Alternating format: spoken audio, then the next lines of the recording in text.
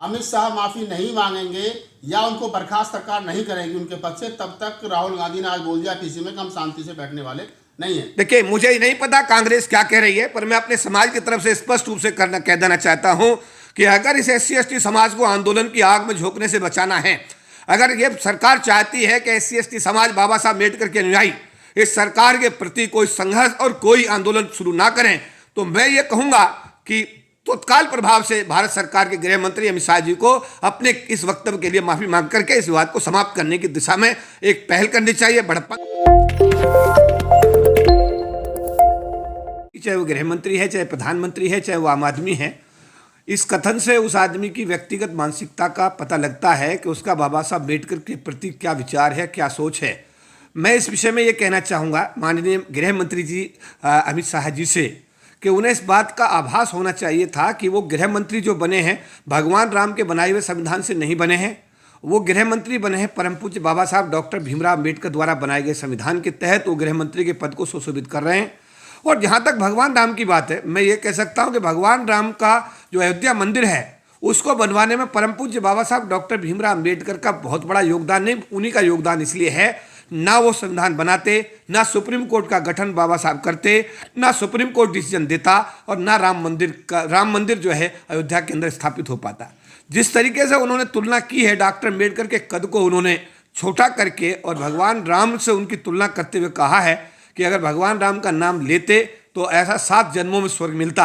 मुझे नहीं पता कि ये कैसा सवाल है और कैसा जवाब है। मैंने स्वर्ग नहीं देखा, मैं स्वर्ग को नहीं मानता, मैं इस स्वर्ग की कल्पना कभी नहीं करता। और भारत का गृह मंत्री अगर स्वर्ग की कल्पना करता है जिंदा रहते हुए, तो मुझे लगता है कि ये अपने आप में जो भारत का संविधान है उसमें भी इन चीज़ों का कोई प्रावधान नहीं किया गया, देश में कहीं स्वर्ग भी है। लेकिन उनका जो ये कथन है निश्चित रूप से ये हर अम्बेडकरवादी को आहत करता है, हर अम्बेडकरवादी को ये चोट पहुंचाने वाला उनका बयान है। और इसके लिए मैं एक अम्बेडकरवादी होने के नाते भारतीय गृह मंत्री से ये अनुरोध करूंगा, निवेदन करूंगा कि इस बयान के लिए उन्हें खेद व्यक्त करना चाहिए, पूरे देश के सम्मुख उन्हें माफ़ी मांगनी चाहिए।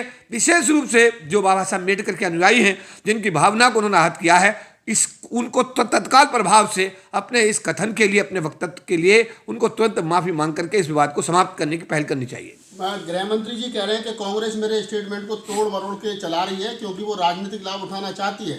भारत का गृह मंत्री पूरे देश का गृह मंत्री है, कांग्रेस का क्या चरित्र है वो एक अलग बात है। लेकिन ये अम्बेडकरवादियों के मैं एक अम्बेडकरवादी होने के नाते अम्बेडकरवादियों की भावना आपके टीवी चैनल के माध्यम से अपने नेशन के सामने रख रहा हूँ। माननीय गृह मंत्री जी, आपका वक्तव्य आपत्तिजनक है, बाबा साहब अम्बेडकर के प्रति अपमानजनक है। आपने बाबा साहब अम्बेडकर के कद को, उनके पद को, उनकी प्रतिष्ठा को डिग्रेड करने का दुस्साहस किया है। आप जैसे पद पर, जो संवैधानिक पद पर आप भारत के गृह मंत्री हैं, आपको ऐसा नहीं करना चाहिए था। आपको इस विवाद को समाप्त करने के लिए तत्काल प्रभाव से अपने इन शब्दों को वापस लेते हुए पूरे राष्ट्र से क्षमा मांगनी चाहिए। आप कह रहे हैं क्षमा मांगनी चाहिए, पूरी की पूरी भारतीय जनता पार्टी गृह मंत्री को बचाने पर उतर आई है। देखिए, हर पार्टी का अपना अपना ऐसा है कार्य करने का तरीका है।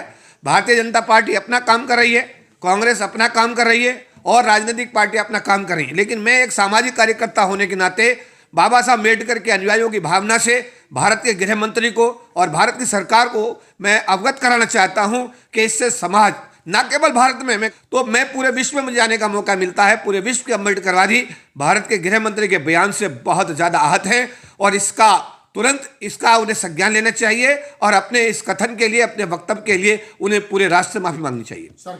भारत सरकार ने ट्विटर को कहा था कि आप जो ये वीडियो है अमित शाह के जो काट करके चलाए जा रहे हैं, इन वीडियो को हटाइए क्योंकि भारतीय कानून के अकॉर्डिंग ये गलत है। ट्विटर ने स्पष्ट कर दिया है कि हम ये वीडियो नहीं हटाएंगे क्योंकि इसमें आम जनमानस की भावनाएं जो है वो जुड़ी हैं। तो कैसे देखते हैं सरकार अब ट्विटर और गूगल को भी हड़काने और धमकाने की कोशिश कर रही है? देखिए साहब, ऐसा है, मैं तो इससे एक कदम और आगे की बात करता हूँ। अगर मैं बोध गया मंदिर की बात करता हूँ तो उसकी व्यवस्था के लिए आंदोलन चल रहा है काफ़ी लंबे समय से।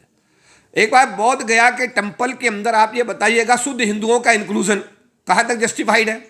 अगर तुगलकाबाद टेम्पल की मैं बात करता हूँ, सारी ज़मीन इन्होंने हमसे वापस ले ली और छोटा सा एक टुकड़ा दे करके जो इन्होंने किया है वो निश्चित रूप से बेहद आपत्तिजनक है।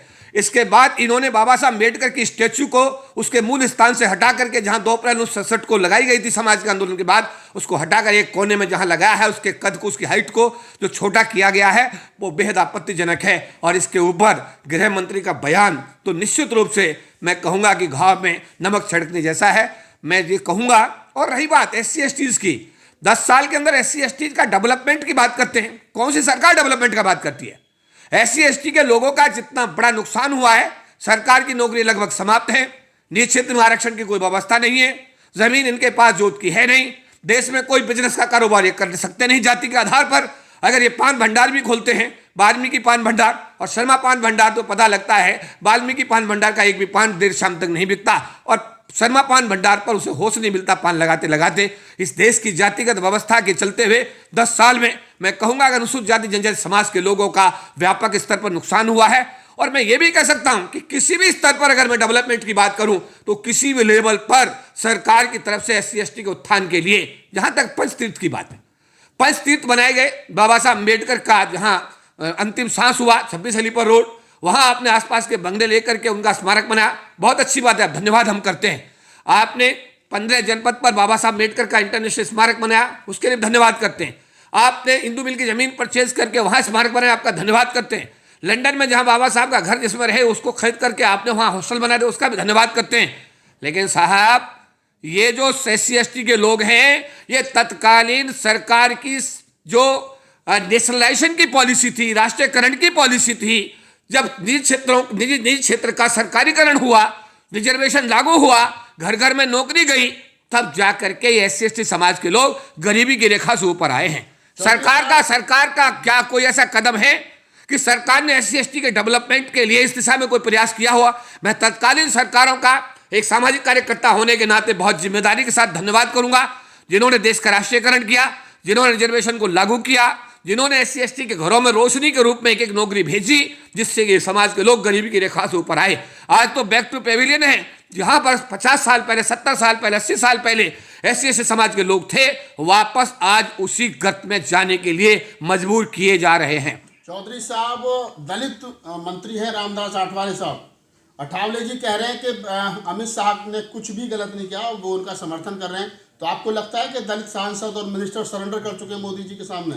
देखिए, आप मुझसे मेरा सवाल पूछेंगे तो मैं उसका जवाब बहुत जिम्मेदारी के साथ दूंगा। रामदास अठावले साहब हमारे बहुत अच्छे मित्र हैं, बुद्धिस्ट आदमी हैं, भारत सरकार में सामाजिक न्याय अधिकारिता के राज्य मंत्री काफ़ी लंबे समय से हैं। कविता सुनाने के लिए लोकसभा राज्यसभा में जाने जाते हैं। जब वो कविता सुनाते हैं तो पूरा देश उनकी कविताएं सुनकर के आनंद लेता है। ये पूरा विश्व उनके बारे में जानता है। उन्होंने जो भी कथन कहा है, वो इस समय सरकार का हिस्सा है और उन्होंने अपनी जो भी आवश्यकता उनको रही होगी, जो उचित समझा होगा, उन्होंने अपना बयान दिया होगा।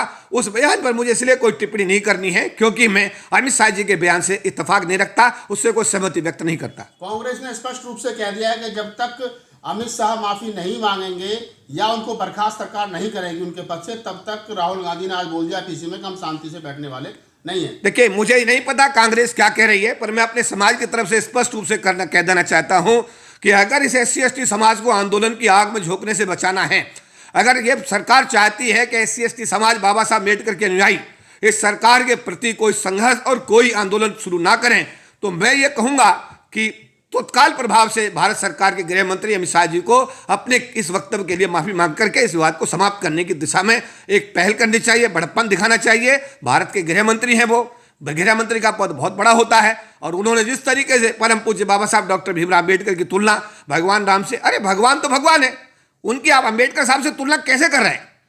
हमने भगवान राम को मैंने नहीं देखा, हो सकता है हमारे गृह मंत्री ने देखा हो, लेकिन डॉक्टर BR अम्बेडकर को पूरे विश्व ने देखा है। डॉक्टर BR अम्बेडकर की हर विश्वविद्यालय जो बाहर के कंट्रीज में है, हर विश्वविद्यालय में उनकी स्टैच्यू लगाई जाती है और उस पर लिखा जाता है सिंबल ऑफ नॉलेज।